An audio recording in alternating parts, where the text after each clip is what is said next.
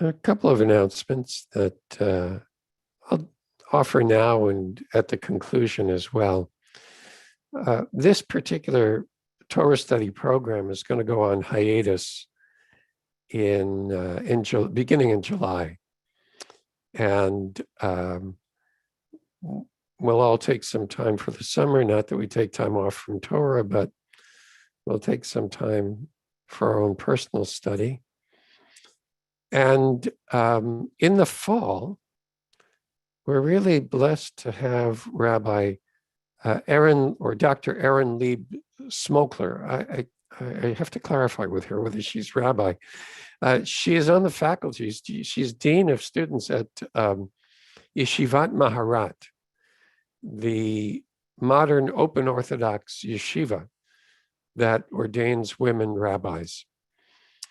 She'll be teaching in our Torah study programs, both the Hasidic text study strand as well as the more popular strand, and she'll also be teaching weekly based on her Torah study stream. So there will be, beginning with Parshat Bereshit, right after or right before perhaps we read it after Simchat Torah, she'll be doing a weekly Torah study. And I hope that you'll take advantage of that for your ongoing study and practice. And I'll repeat these two messages at the end. Let's begin together with a bracha. Baruch atah Adonai Eloheinu melech haolam asher kidshanu b'mitzvotav v'tzivanu la'asok b'divrei Torah. We praise you, God, sovereign of the universe, who has sanctified us with your commandments and commanded us to engage in the words of Torah. It's an interesting frame for us, this idea of the mitzvot being how we engage with holiness, what it is that we bring to the world through our study of Torah and through our engagement in mitzvot. And is it only we? Is Torah, is holiness, is access to God, as it were, only for the Jewish people? I'm going to share today a text that's not connected to this series of Torah readings here in the middle of the book of Bamidbar of Numbers, because I think it's really an exceptional text that we can read counter to probably how it was intended, but as an opening for us in our own understanding of who we are as Jews, what we are as Jews, why we are as Jews, and what the world is about, and how this Torah study can inform how we engage socially, politically, and otherwise in the world. It came to me through my own chavruta.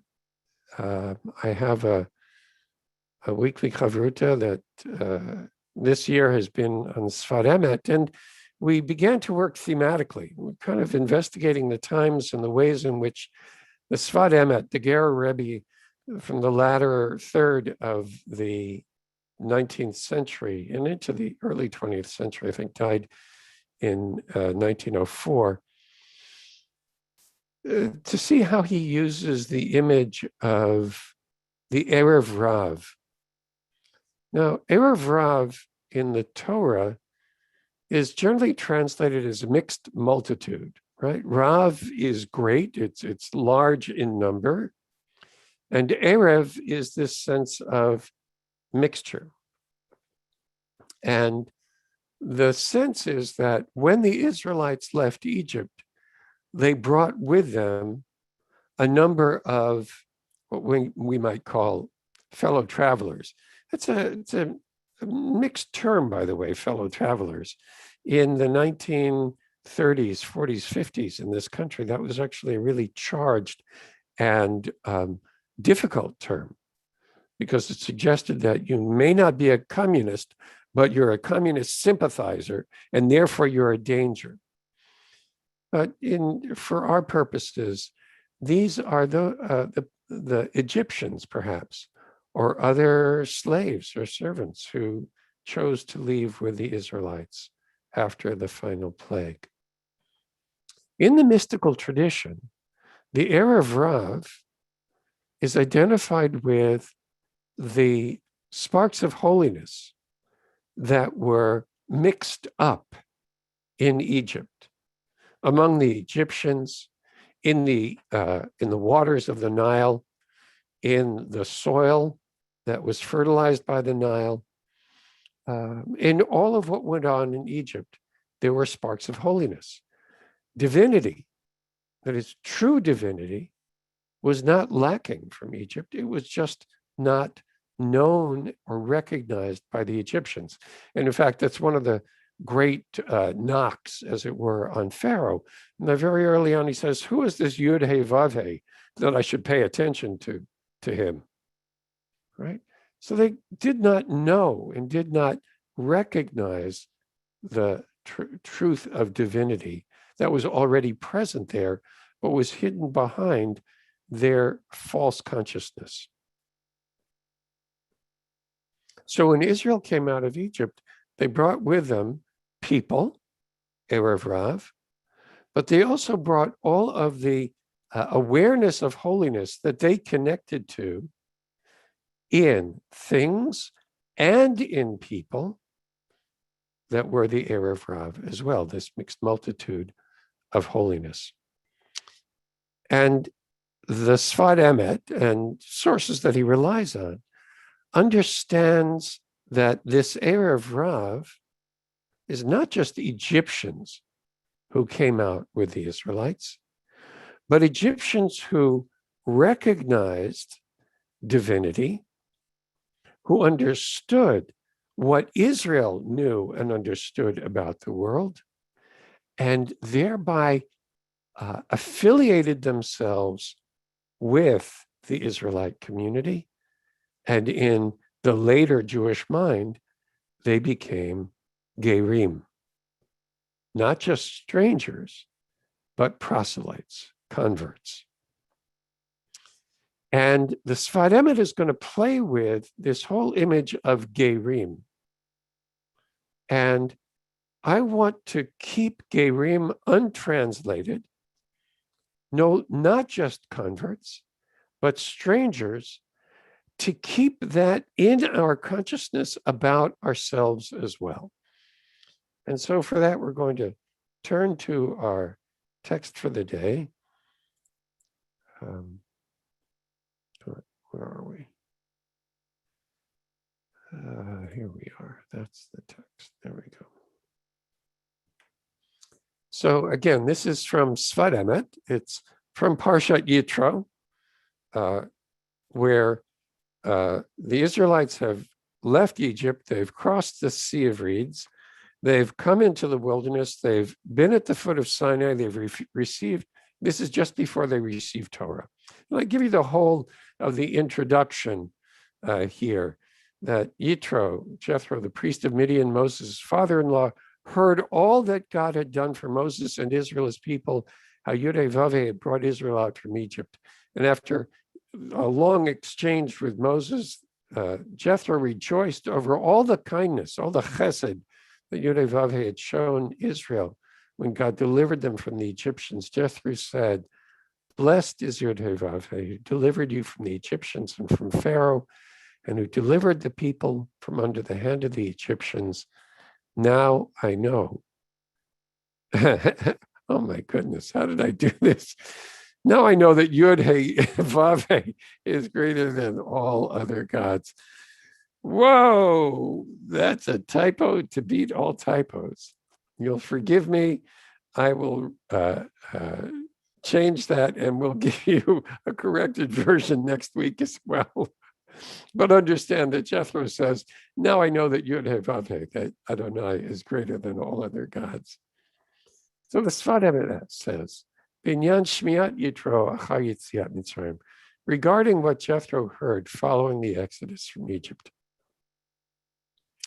Nireh, it appears to me Ki zeh yaschar galut. Jethro's appearance, declaration, and conversion was the reward that comes from exile. This is as the sages taught.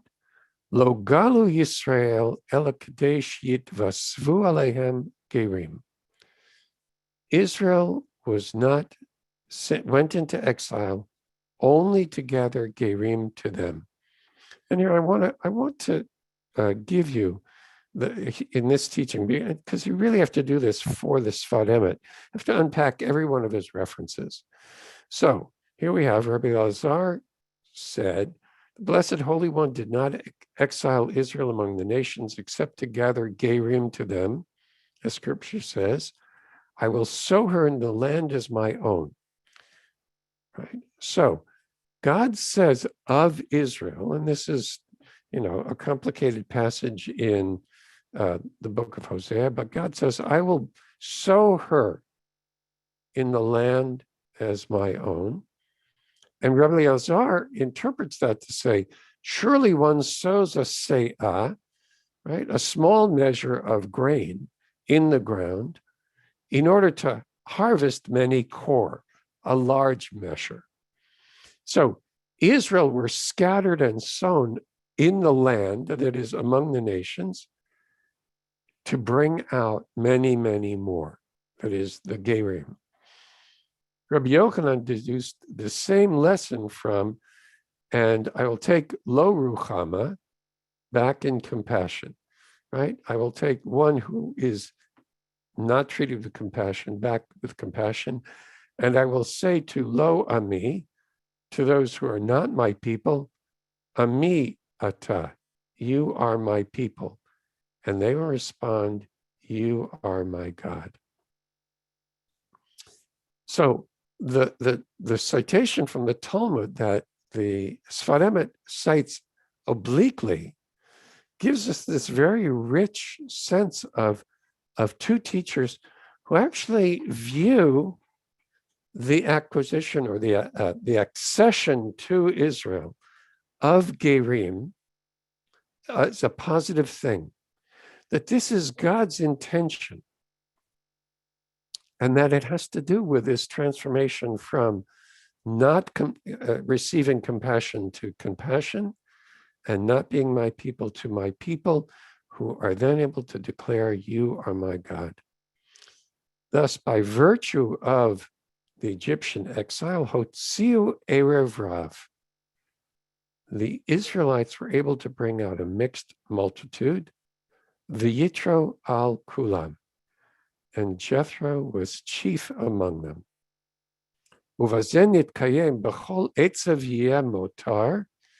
In this manner, they fulfilled the verse, from all suffering, or etzav, which is in Ecclesiastes where this comes from, is understood to be toil.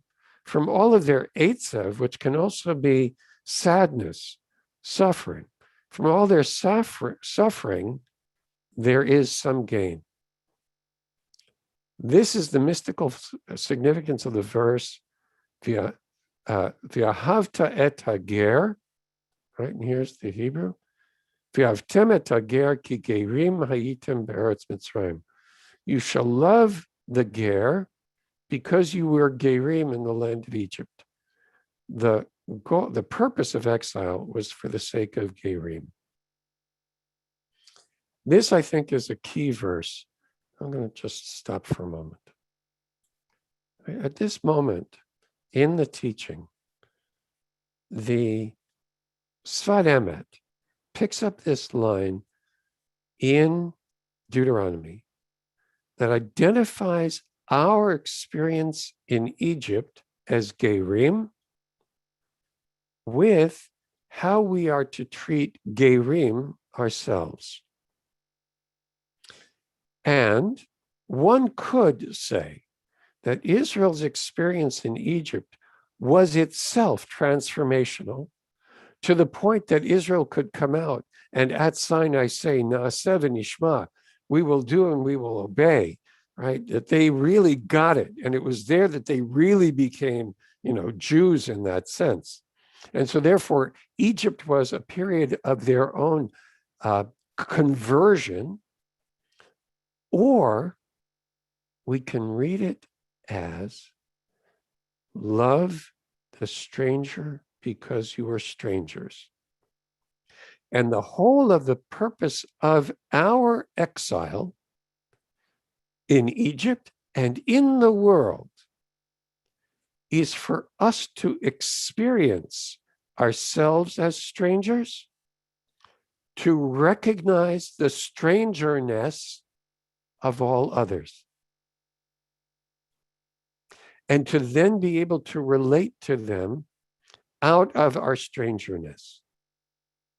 And it keys on this verse of you shall love the stranger because you were strangers in the land of Egypt. And he develops it further in our teaching. So let's go back and see how this Sfaramet continues. Right? V'yitachen, and it may be, shezeh ramzu chazal ba'omram, that this is what the sages wish to indicate to us in their teaching. Gerim are as hard for Israel as sapachat, a skin rash. Kashin gerim liYisrael kisapachat. Right? It's a very powerful and in some ways opposing view that they are difficult, that they're hard. Kasheh is hard, and that could be hard to digest, hard to be with, hard to incorporate, hard to actually acknowledge. But I want to, for our purposes, just for this moment, also point out that kasheh could also be heard and recognized as with the Hebrew root nun kof shin, nakash. Now, nakash is the verb that we use to say what the clapper does inside a bell. It strikes something. But by association, that becomes a way of talking about relationships. And then the rabbinic term of hekesh, a connection of two verses that are bound together in a particular way. And I think that there might be then a way of reading this that Gerim are connected to us through affiliation, through sapachat. And how do I come to that? So here's this passage from the Talmud. A marmar, a teacher said, Ger shabalit kayer, a stranger who comes to convert, omrim lo, we say to them, Ma re'ita shabata lihit kayer, what have you seen that you've come to convert? That is, why are you doing this? Right? What is it that brings you to some sense of there being value in your connecting yourself to the Jewish people? And in response to whatever they say, modi'im oto miktzat mitzvot kalot, miktzat mitzvot chamurot. And then we inform them of some of the simpler mitzvot, mitzvot kalot, and some of the more stringent mitzvot. Why do we do so? My tama, why is this? Di parish nifrash, right? That if in the end, after learning about, it's not just, you get all the money and you control Hollywood, but you also have to keep kosher. You can't be, commit adultery. You can't covet. Whoa, I'm not so sure about that. I'm out of here, right? So, okay, you see something that you like, but understand that it comes with a passel more of stuff in order to live a Jewish life. They may not wish to continue. So, Damar Rabbi Chelbo, right? Rabbi Chelbo said, Gerim are as hard for Israel as sapachat, as scripture says. But Yud-Heh Vav-Heh will pardon Jacob and again choose Israel, and will settle them on their own soil, and strangers, Gerim, shall join them and cleave to them, v'nispachu, to the house of Israel. So what Rabbi Chelbo does is he brings a verse in which this root, samach pechet, which is similar to the root of sapachat, is actually positive.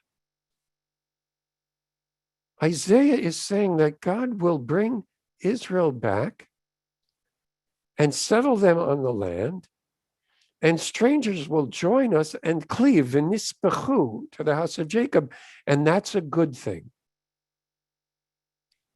So in some ways, this sentence, this teaching that Gerim are as hard for Israel as a skin disease, right, can be understood that Gerim connect to, are bound to Israel because this is God's plan.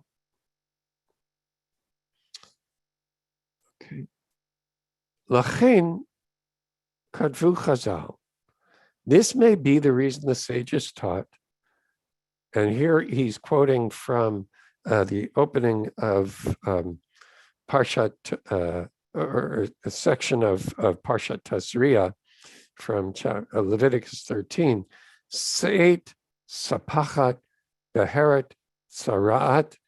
These four skin or diseases that occur in the body, right? Swelling, Sapachat, this is again rash, discoloration, Beheret, and Tzaraat, skin affectation, that these four represent one of the four dominating kingdoms, that is Malchuyot, right? And again, that was Babylon, Egypt, Greece, Persia, and Rome, right? So there are these four kingdoms under which Israel suffered exile.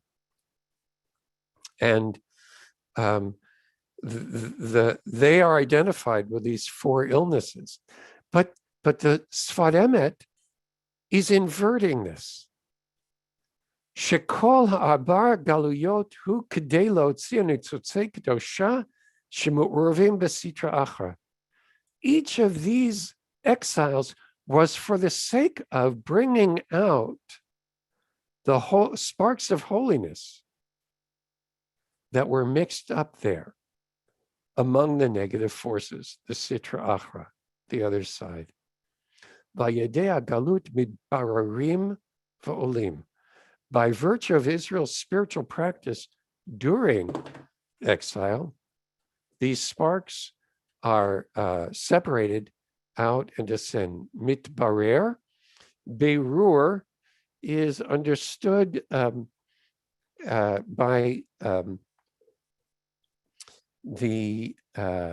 is the process of separating wheat from chaff. So the holy sparks were there, and they were brought out from within their admixture in order to clarify and raise them up. And that's our work of being gerim in the world, to in some way raise up and separate out the holiness among the gerim in the world, the other strangers in the world. Uva midrash, and then he now turns to a lengthy midrash, which we're going to go through. Adonai uzi umauzi umnusi biyom tzara elecha goyim yavo v'chule. So we read in the midrash, another explanation of Jethro heard. What's the significance of what Jethro heard and its impact on his life? Adonai, oh Adonai, Uzi, you are my strength, my stronghold, my refuge in a day of trouble. To you nations shall come from the ends of the earth and say, Our fathers inherited other delusions, but you are our God. Israel said to the Blessed Holy One, when you performed miracles for us at the sea, we offered you a song. Adonai Uzi Uma Ozi. Vizimrat Yah. Adonai Uzi Vizimrat Yah. God is my strength and my song. So that happened at the sea. Did not Rahav, right, the woman who protected the spies, the 3 spies who were sent by Joshua into the land, did not Rahav then hear Adonai Ozi Vizimrat Yah and cleave to you? It says, I know that Yudhe has given you this country because Ematchem, your fear, your dread has fallen over them, and the inhabitants of the land are quaking. Namogu. I think that here, this verse is meant to refer us back to the Song of the Sea, where these verbs appear. For we have heard how Yud-Heh-Vav-Heh dried up the waters of the Sea of Reeds for you, and when you left Egypt, and what you did to Sichon and Og, and so on. And thus, Adonai Uzi Uma Uzi Umnusi Biyom Tzara, right? Because she heard and she knows, she protected them, and Israel were able to come into the land. God is my strength and my stronghold, my refuge on the day of trouble. And it's also understood that she converted, just as Jethro did. When you perform miracles in the days of Solomon, the scripture says he will give strength, oaths to his king. Did not the queen of Sheba come and praise you, as it says? And the queen of Sheba heard of Solomon's fame because of the name of Yud-Heh-Vav-Heh. What did she say? Praised be Yud-Heh-Vav-Heh, your God, who delighted in you and set you upon the throne, and so on. Right? It's because of Yud-Heh-Vav-Heh's everlasting love for Israel. It's as if she converted as well. She heard and she acknowledged Yud-Heh-Vav-Heh. And finally, when you took us out of Egypt and gave us Torah, which is called strength, as it says, Adonai Oz Li'amo Yitain, Yud-Heh will give strength to his people, and it's understood that Oz is Torah. Did not Jethro hear and come and cleave to you? Thus, to you nations shall come from the ends of the earth. So the Sfat Emet, after having said this piece, that Gerim are as hard for Israel as Sapachat, and the 4 exiles were for the sake of us connecting to Gerim, for us to bring out the sparks of holiness. He now brings this long midrash as illustration of all the ways people hear of Adonai Uzi, my strength, Uma Uzi, and my stronghold, Umnusi, and my refuge, B'yom Tzara, on a day of trouble, Elecha Goyim Yavo, to you nations of the earth shall come. Perush. Now he's going to tell us what he hears in this. Sheyesh livnei Yisrael kol ela madregot. Israel experiences all of these degrees, or they have all of these degrees. And I think that the degrees are Uzi, Ma'uzi, Nusi, that they experience God as Oz, God's power, God's Torah, Ma'uzi, God's stronghold, God protecting, Ma'uzi, Nusi, my refuge, right? That they experience this over and over themselves. Ki etzem b'nei Yisrael hem v'likim boyit barach Torah. As in their essence, Israel are attached to God and to Torah. Umikol makom, nevertheless, tzrichim letakim gam ba'olam hazeh hagashmi. We are tasked with rectifying even this material world, b'koach hamitzvot, through the mitzvot, sheyesh b'hem or Torah, which are filled with the light of Torah. But tzrichim gam kin lichnos b'mitzrayim, in that sense they had to enter Egypt, letakin gam anitzotzot kedoshim, to sanctify, to rectify the sparks of holiness that were found there.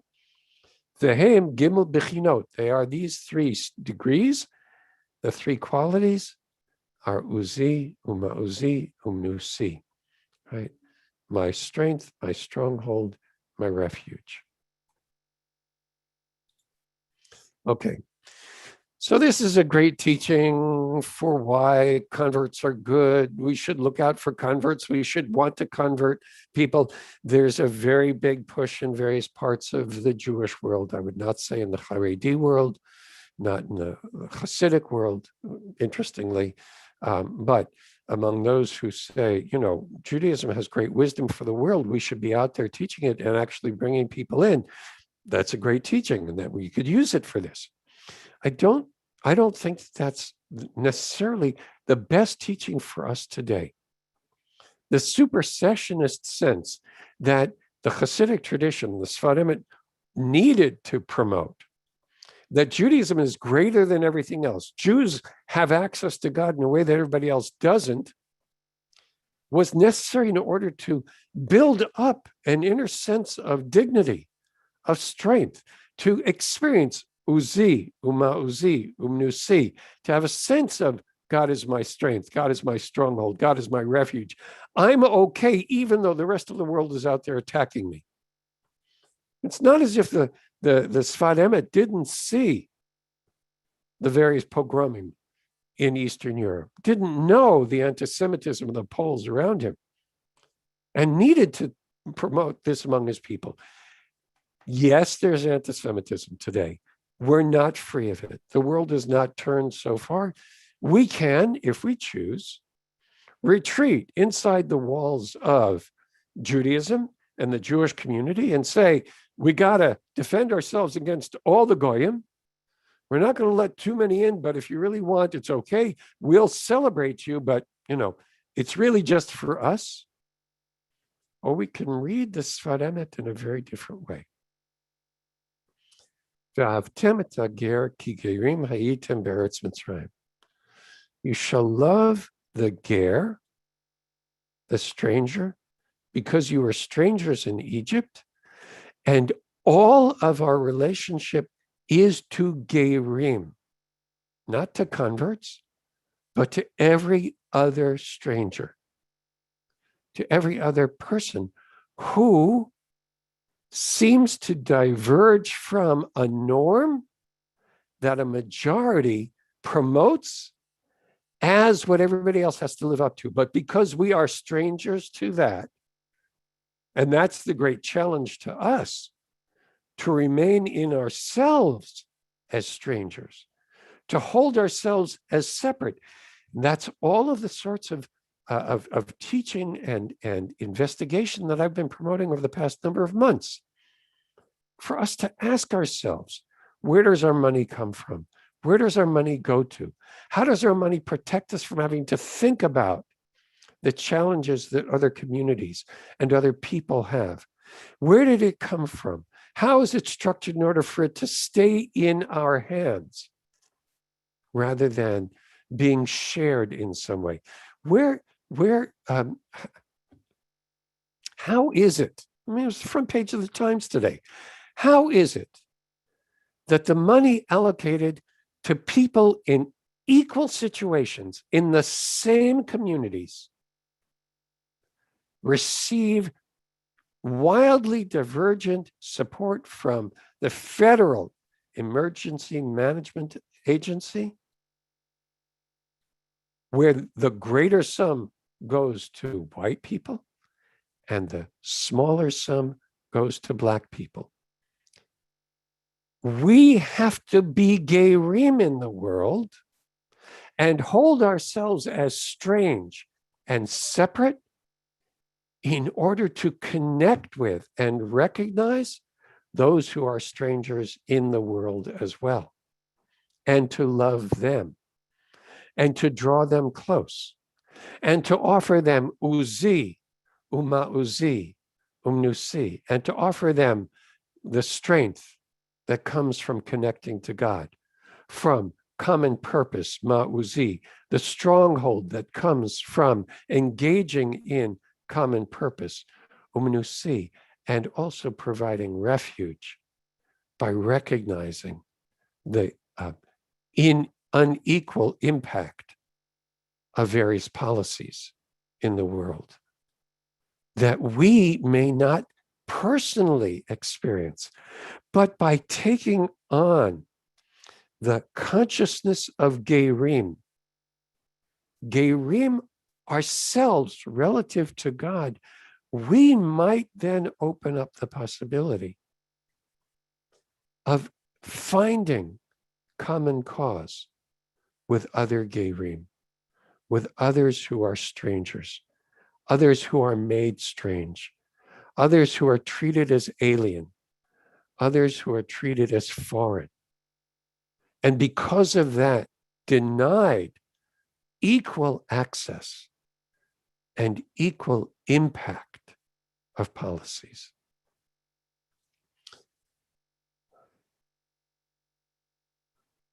It's a tough teaching because we do have to remember it's not, what I'm saying is not what the Sfat Emet was teaching. But it is a suggestion for how we might read the Sfat Emet in the 21st century. And here in his orientation and the way he structures his argument, how he understands Erev Rav, right, as holy sparks, that we have to identify. Where are we finding holy sparks? It's not just among Jews. That's a done deal. Holiness is in us. We got it. Kadoshim to you. Okay, great. The holy sparks are elsewhere. They're in the world. Therefore, we have to work in the material world. We have to engage in mitzvot in order to reveal the light of divinity and of Torah that's in those mitzvot.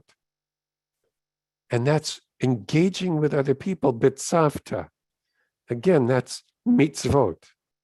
It is bringing ourselves to connect to other people. And that's sapachat. That's this skin rash. But it's v'nispachu. They will attach themselves to us. We have to attach ourselves to strangers. That's very uncomfortable. We tend, as human beings, to turn toward the like, and like that which is like us. It takes a lot of energy to turn towards the stranger, to turn towards the other, and to see the holiness in them, and to bring it out not for us, but for them.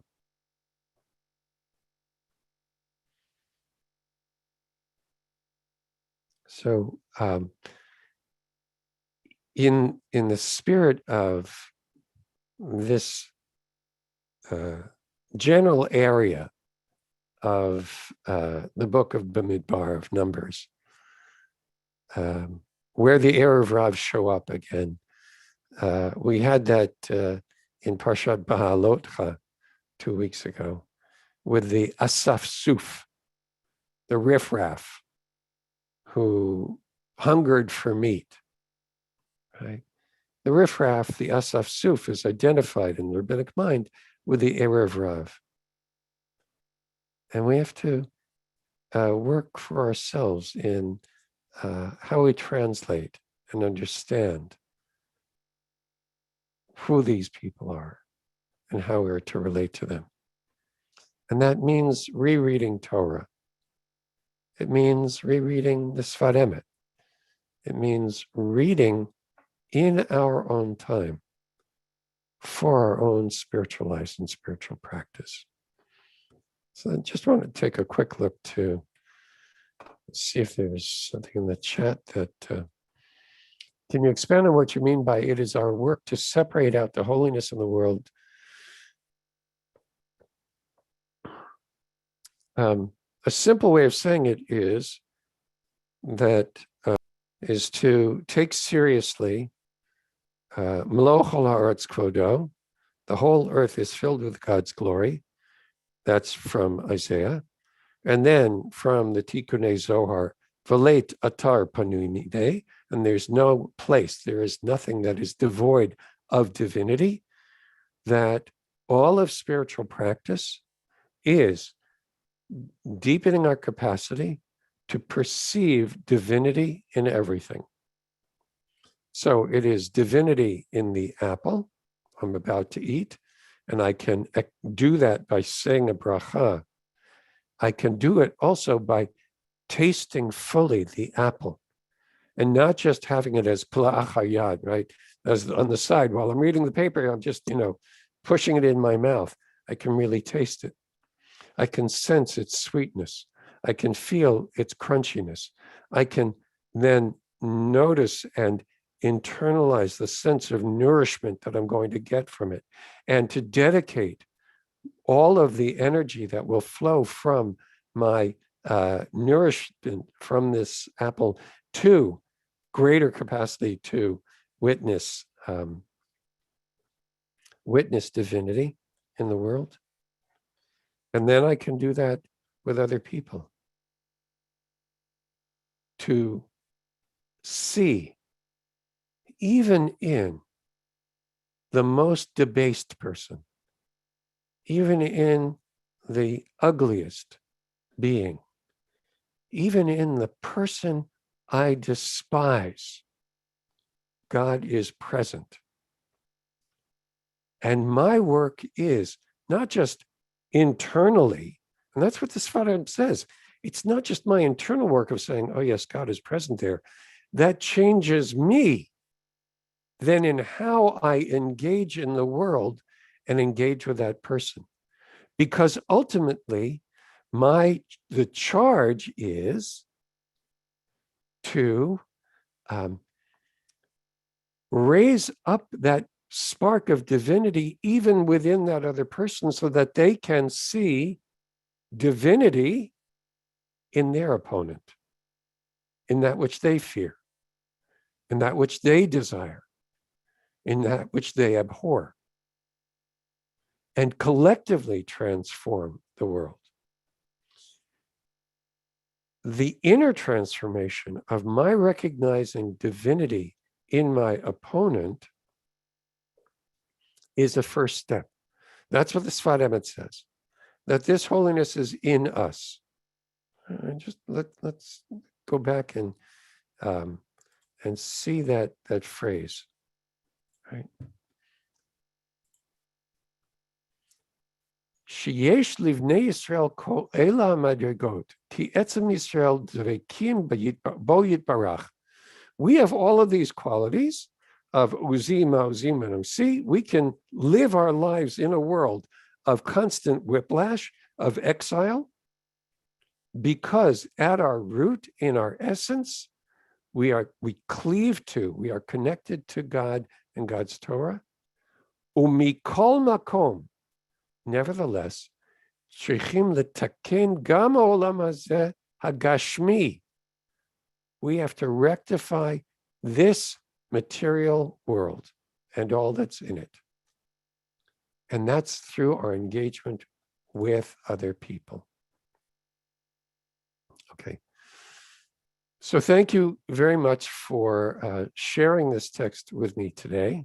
I hope that you find it of use and that you can, in your own way, live it out. I do want to repeat what I mentioned at the beginning, that our Torah study will come to a hiatus and a pause beginning July 29th, but that will be our last session together, June 29th. And that in the fall, Dr. Aaron Lieb-Smokler of Yeshivat Maharat will be teaching Torah study weekly as well. And I encourage you to subscribe to one of her two text study programs, where you'll have the materials to study on your own, and then the opportunity to receive it from her and have it unpacked in that way. So that will begin in the fall with Parshat Breshit. I'm, as ever, delighted to see you all here, to see your faces, your names, your presence, to know that you too are here engaging in Torah, that you are devoting yourselves to cultivating the holiness and the spark of holiness in yourself for the sake of bringing greater holiness and divinity into the world, that this might become then a world of peace, of justice, of righteousness, and of love. So thank you all very much. And I look